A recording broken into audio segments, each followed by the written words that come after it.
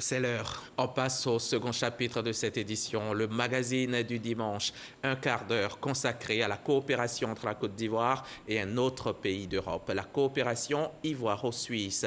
Et pour en parler, nous avons fait appel à Madame l'ambassadeur de Suisse en Côte d'Ivoire, Anne Lugon-Moulin, qui nous a rejoint en plateau. Excellence, bienvenue. Je vous invite à suivre cet élément vidéo que nous propose Michel Digré, un élément vidéo pour mettre en place donc le décor et ensuite on se retrouve.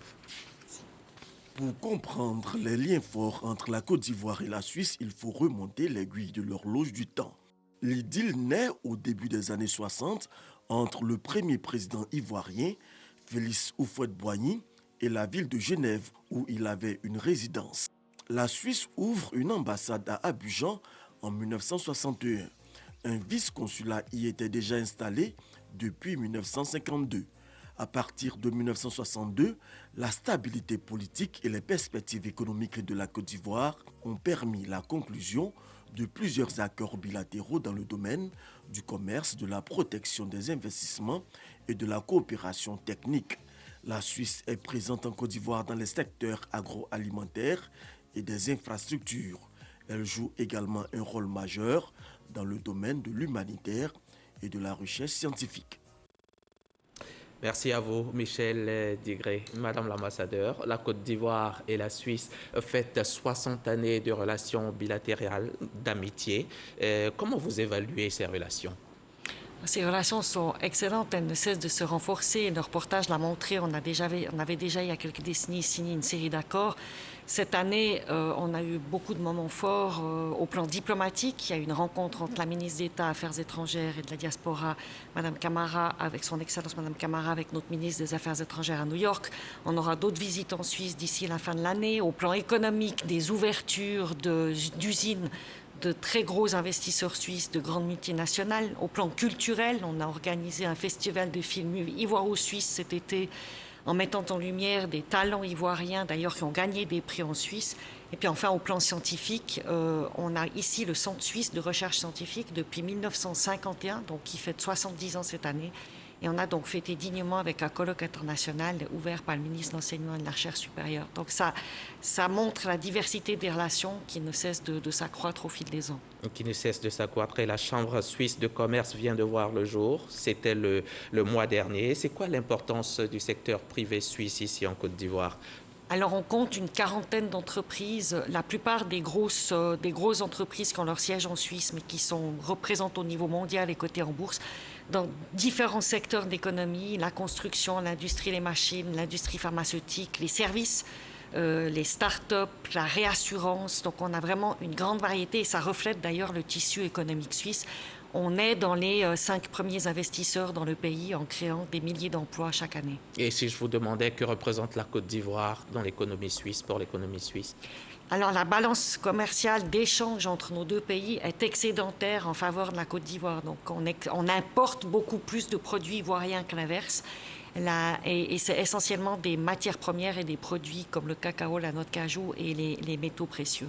Vous l'avez dit, le Centre suisse de coopération de recherche scientifique existe à Yopougon depuis 70 ans. C'est quoi la mission de ce centre?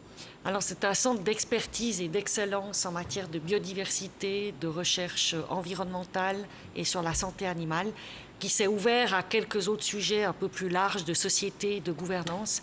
Mais c'est essentiellement un lieu où il y a des échanges entre professeurs du Nord, professeurs du Sud. C'est un centre de référence au niveau régional qui accueille beaucoup de projets de recherche scientifique et qui d'ailleurs, où est logé un fonds de recherche ivoiro-suisse qui est géré ici depuis une vingtaine d'années.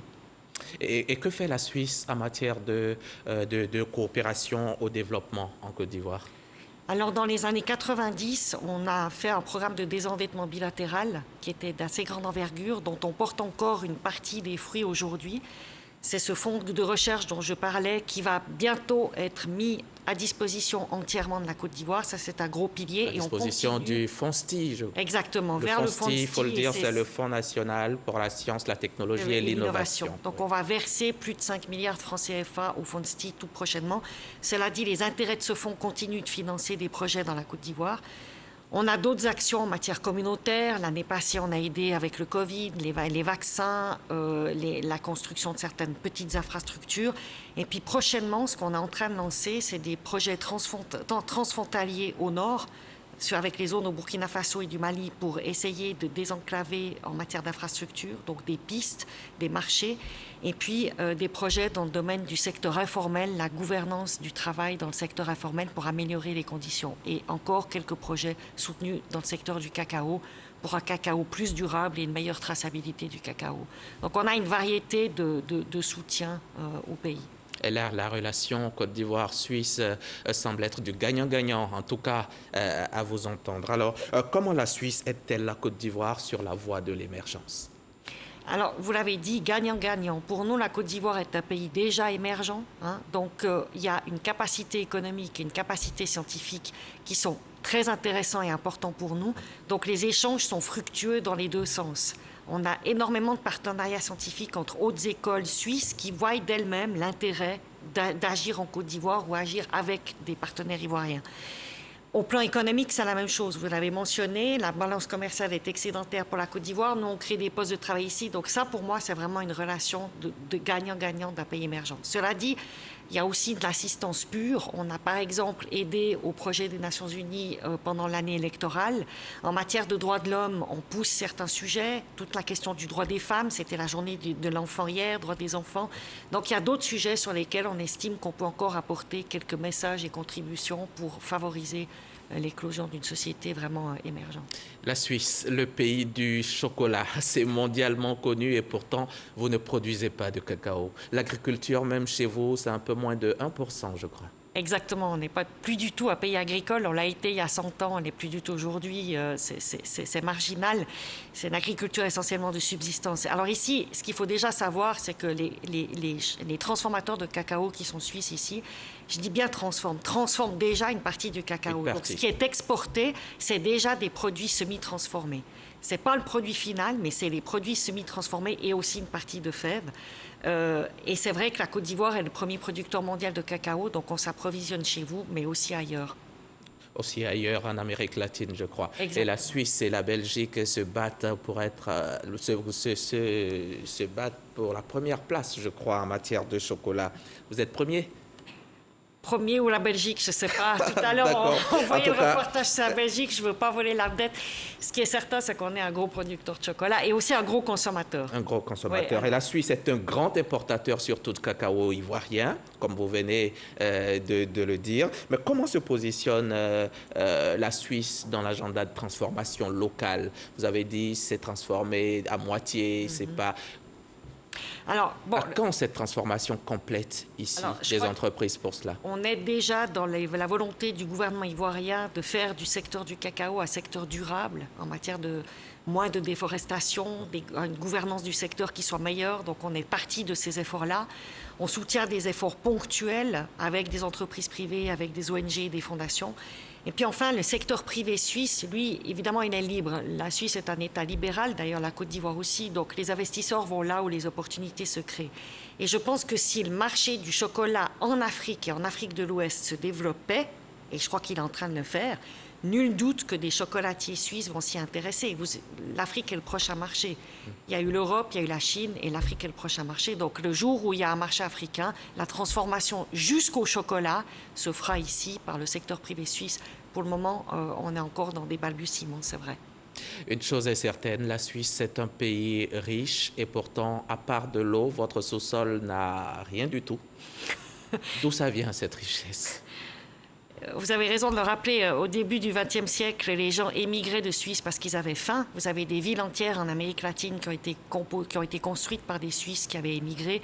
Donc on revient de très loin. Je crois que mes ancêtres ont eu une vision du pays, une vision des secteurs économiques qui pouvaient être porteurs pour le pays. Et surtout, ces politiciens de l'époque ont misé sur les cerveaux. Je crois que notre matière première principale, c'est le cerveau, comme d'ailleurs sur la planète entière. Et on a investi massivement dans l'éducation et la formation à haut niveau. Et à la fin, quand les gens sont très bien formés, ils développent des idées, vous développez un cercle vertueux et une économie performante. On a l'habitude de dire que les Suisses sont parfois un peu trop sérieux, peut-être qu'on travaille un peu beaucoup, donc on manque parfois de spontanéité, mais c'est vrai que les résultats, en tout cas pour le pays, sont là. Et les industries clés chez vous, c'est un peu les secteurs bancaires et financiers. Oui, mais beaucoup plus. Donc, les banques, c'est 5% de notre produit intérieur brut, les assurances 4%. Donc, vous imaginez qu'il y a 91% de l'économie qui est composée d'autres secteurs que la place financière.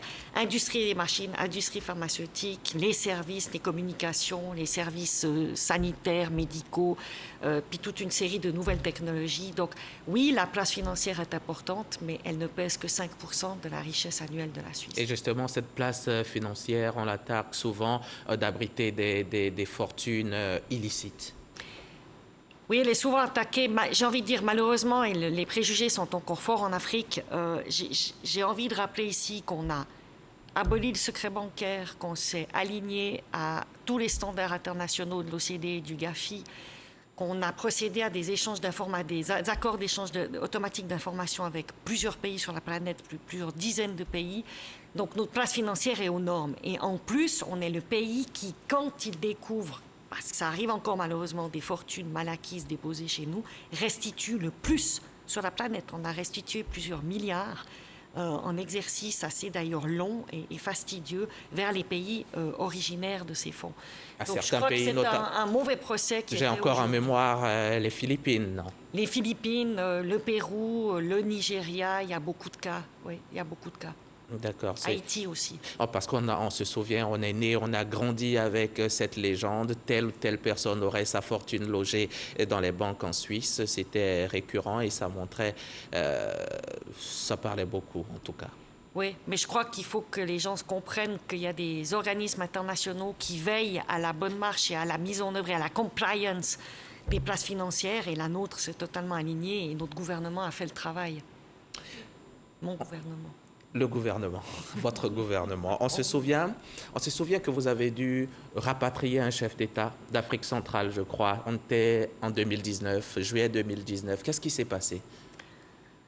Vous faites sans doute référence au séjour du président camerounais. À l'époque, il séjournait de manière privée à Genève. On ne l'a pas rapatrié.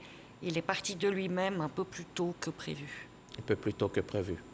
D'accord, c'est pas un rapatriement, d'accord. Et puis, vue d'Afrique, la Suisse, c'est le paradis des montres, hein, le paradis du chocolat, les montagnes. Vous donnerez quelle image à votre pays? Alors justement, c'est juste, on fait des montres de grande qualité, du chocolat de bonne qualité, nos banques sont performantes, certes, mais comme je l'ai dit, il y a une très grande diversité de l'économie. On oublie aussi la particularité du système politique suisse. C'est un système totalement décentralisé. L'État fédéral, donc l'État central, a peu de pouvoir. Pour vous dire, 80% des impôts sont levés par les communes et les provinces et pas par l'État central. C'est un pays aussi qui permet à la population de voter sur un très grand nombre de sujets. On vote en majorité sur 12 sujets par année, toutes sortes de choses. Dès qu'un citoyen, un groupe de citoyens a une idée qui pense bonne, ce n'est pas toujours le cas, et qui récolte 100 000 signatures de citoyens qui pensent comme lui, et que ces signatures sont validées, la population est amenée aux urnes.